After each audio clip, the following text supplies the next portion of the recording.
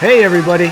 Thanks for joining SpringPath, the podcast. We have a great show lined up, lots to talk about, so let's get after it. Hey, everybody. Thanks for joining us for another episode of SpringPath, the podcast. Today, we're going to learn about Plymouth State, and our special guest is Matt Wallace, the Director of Admissions from Plymouth State. How's it going, Matt? Good, Mike. How you doing today? Thanks for having me. I'm good, man. I'm looking forward to this because I actually personally, when I was looking at colleges, came out to visit Plymouth State, and I was pleased. I was really surprised. I was blown away by just the athletic facility, the town, where you guys are located. So I'm really happy to have you on the show and have you tell people about Plymouth State. So let's get started with you. How do you get into this position? I know you wanted to start out. You were thinking about being a teacher. And then you went down the track of hospitality. Give us a little bit on you, how you got it. So I grew up, I always kind of thought I wanted to be a teacher, got into education, liked it. And then somewhere in my junior and senior year, it just stopped feeling the right path for me. And at that time, I moved out of the education major into a history major. It was kids, wasn't it? It was little kids. That'll do that. Yeah. I was like, I don't know about these little kids 24 hours all the time, every week.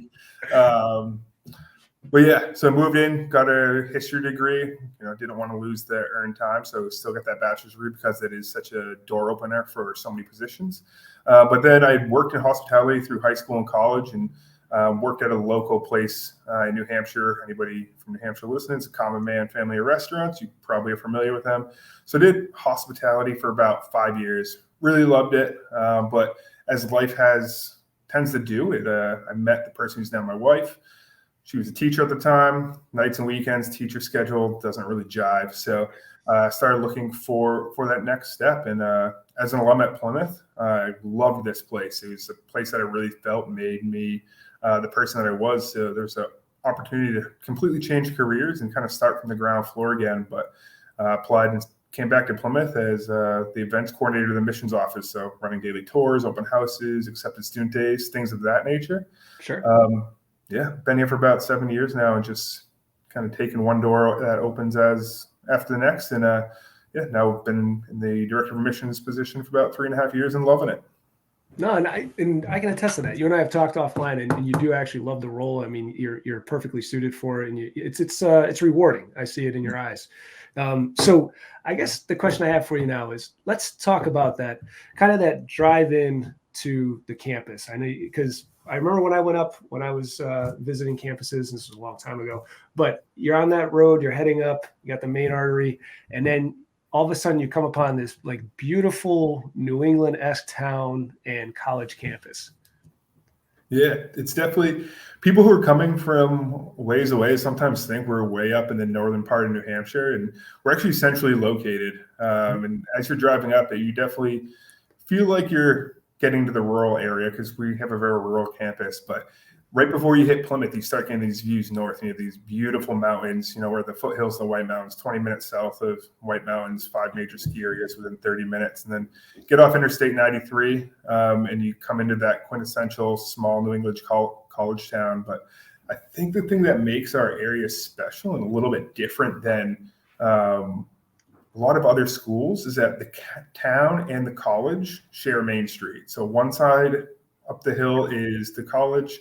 On the riverside of Main Street, the other side is the town. So it's this great vibe between the two, and you get this perfect combination of like a caring, warm college campus with that same caring, warm vibe from the town. It's not like some schools where there's tension between the two. It's just a really unique place that we see people come up and absolutely love. There's something that students who visit will say to us frequently I don't know what it is about this place. I can't put my finger on it, but it just feels like home, and it's where I want to be for the next 4 years. And thinking back to my college search, again, being a lump, something that I felt pretty significantly and what drew me back when I wanted to switch careers and do something new as a professional. All right, Matt, let's shift gears for a minute and let's talk about students coming in for their first year. Now, I know you do orientation pretty early in June, and you kind of knock that and get that out of the way because of something called Panther Days. Tell us about that. Yeah, Panther Days is great. Panther Days is that first weekend where it's just first-year students on campus. We recognize that there's that challenge, right? People really want to come and have a great experience in their first year at Plymouth, but we need to support them in that. That's one thing you'll see throughout everything that we talk about today is that we have this incredible base of support for our students.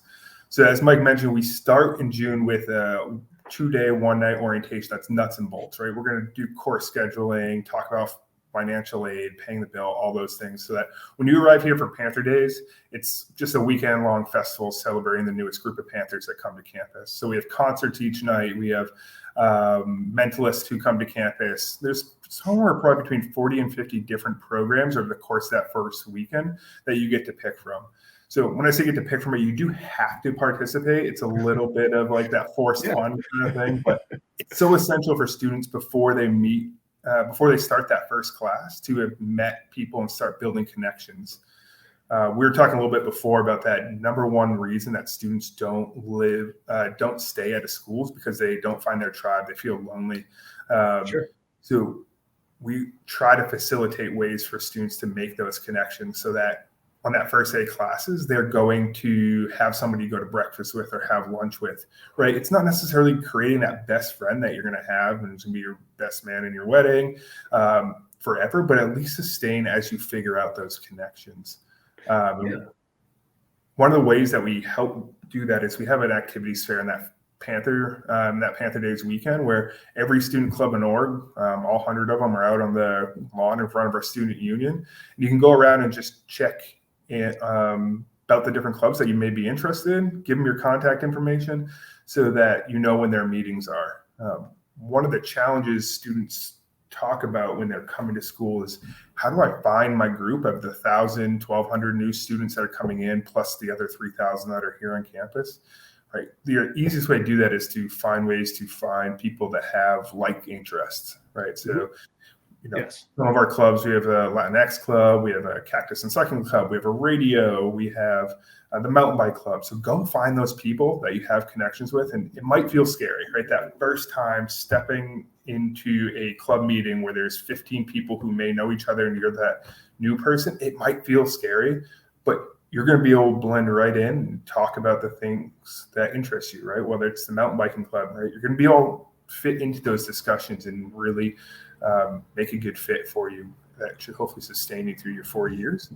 And I think, essentially what it sounds like is, I know, we all know that, first year students, you're landing on campus, you're going to be nervous. You're going to be, you're not going to have your people, you're going away from home more often than not. You're not going to have your parents, your friends, your normal network. Mm-hmm. This is your opportunity where,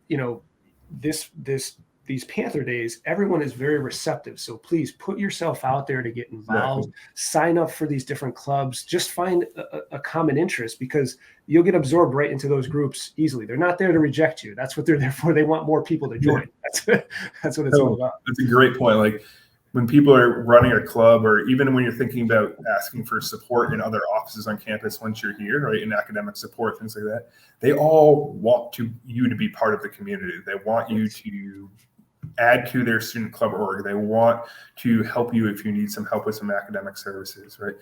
Get out there. It will feel a little intimidating. And a note to parents and family here, like, encourage your students to do that.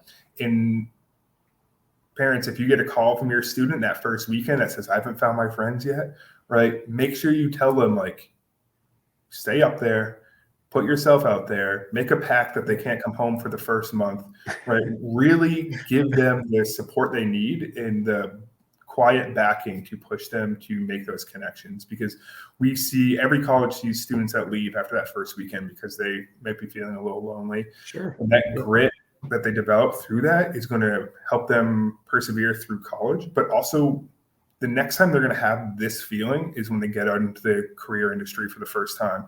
So if they can learn in this setting, which is a setting for learning, to get out, make those connections, they're going to be better equipped for it in 4 years when they're getting that first job.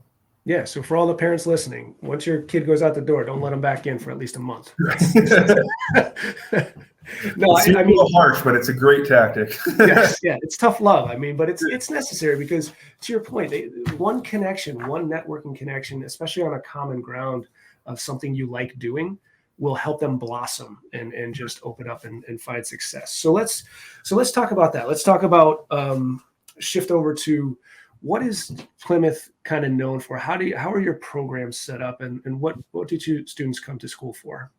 Yeah, I think we have three major buckets of kind of academic areas, and then there's other programs that don't fit into these neat buckets. But talk about the three that I think most students come in and make up the majority of our enrollment. So we have our School of Business, 6 programs in there: accounting, finance, marketing, business administration, sports management, and I'm blanking on one that. Now that I didn't mean to put you on the spot. But so there's 6 programs in there. Our business school is an applied business school. So meaning students aren't just learning from a textbook. They're going to be getting real hands-on learning opportunities in whatever of those majors they end up on. The other 2 are health programs. So we have nursing, allied health sciences, exercise, sport physiology, public health, and physical education. We'll talk more a little bit later on about some of the new things we have on campus. Sure. But our strength and conditioning lab is an amazing place for these students. It's kind of the best in the region for this kind of education. And then education is our foundational. We're founded in the 1800s as an educational school. We have, I forgot to do the exact count, but 7 or 8 programs that are education programs for students here at PSU. Can't go wrong. We're double accredited, and be great for any student who's looking to move into elementary or post-secondary education. Yeah, no, and that's great. I mean, you have breadth, of opportunity there for different programs. But what's unique about Plymouth, and you and I have talked about this offline, is can you talk a little bit about cluster learning, because that's really cool. Yeah, totally. So the integrated cluster learning model is our president of the university's answer to the national conversation with the value of a bachelor's degree, right? Some people have rightfully, I think, questioned, is there value in this investment of a bachelor's degree if some employers don't like what the outcome from that bachelor's degree is? So our president came in and said, we're going to give students the 3 things that all employers want, regardless of major. 1, bachelor's degree.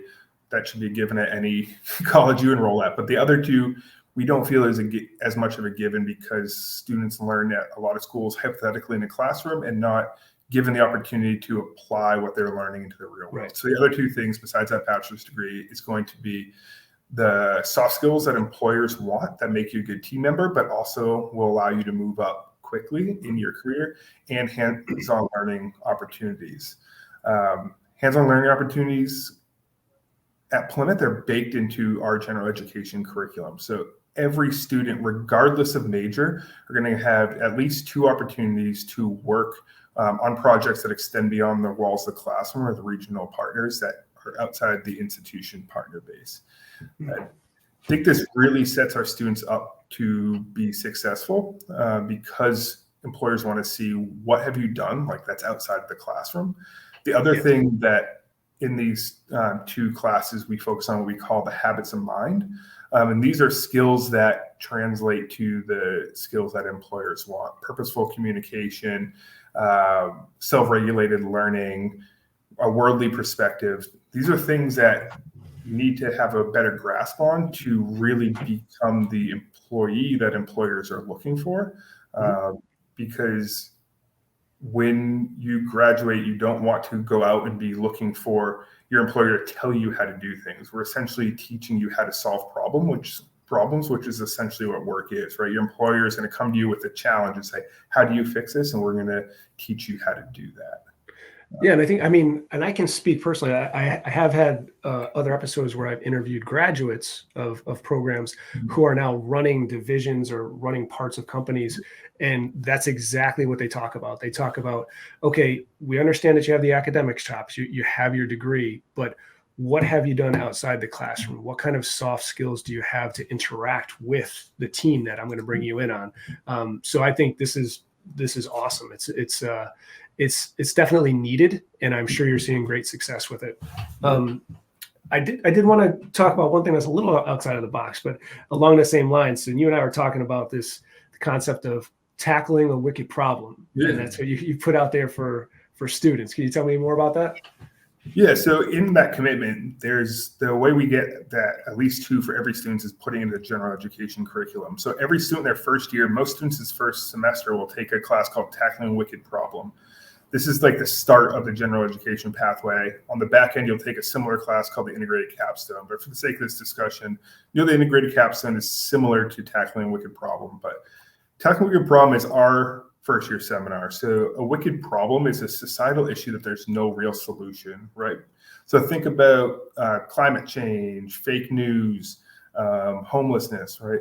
These are things you can contribute to, but there's no real one solution that's going to end it, change it, fix it. So our students take a Tackling a Wicked Problem class that they selected based on the problem they want to contribute to. So a great example, we had some students last year who took Tackling a Wicked Problem, what is fake news? And what they did is they collaborated with regional people from the media and came up with a documentation, like a small book that is available online for free, that gives a breakdown of how to identify fake news and gives you tools and tips to say, is this news extremely biased, and how to identify that. Sure. What this is doing for students, right, is they're not just working with their faculty. It's a student-led project, and they're working with real-world professionals. So when you go to get your first job, you not only have your degree, have the experience, have the soft skills, but there's a fourth piece in there that we don't talk about as much that I think has real value, is your references are not just Plymouth State faculty, right? Our faculty are great, but having references from these corporations and industries that you've worked with also goes a really long way. Another example of, it's not technically a problem, but one of these project-based classes that we have in addition to the technical problem integrated capstone, which we simply call cluster projects.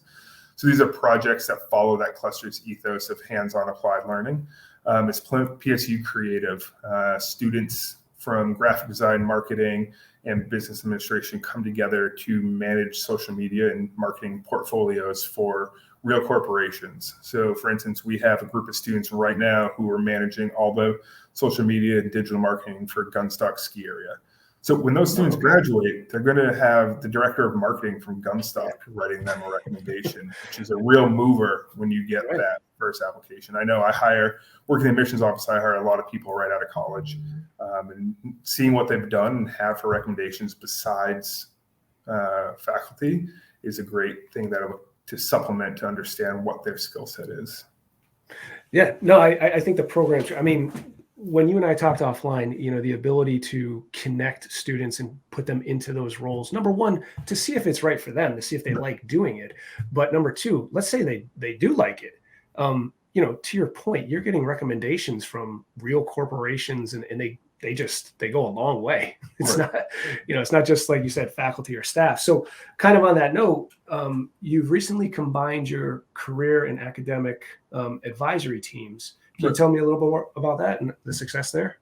Yeah, so as you've seen, I think with our academic model, we understand and try to really hold true to that through line from starting college to graduation. And we were realizing that there's a lot of students who aren't taking advantage of career services offices until their senior year, and sometimes at their detriment in certain ways, right? One of the ways is we see students who come in, they have a specific career aspiration, but they aren't in the right program or maybe the best program. A great example of this is students who want to go to law school.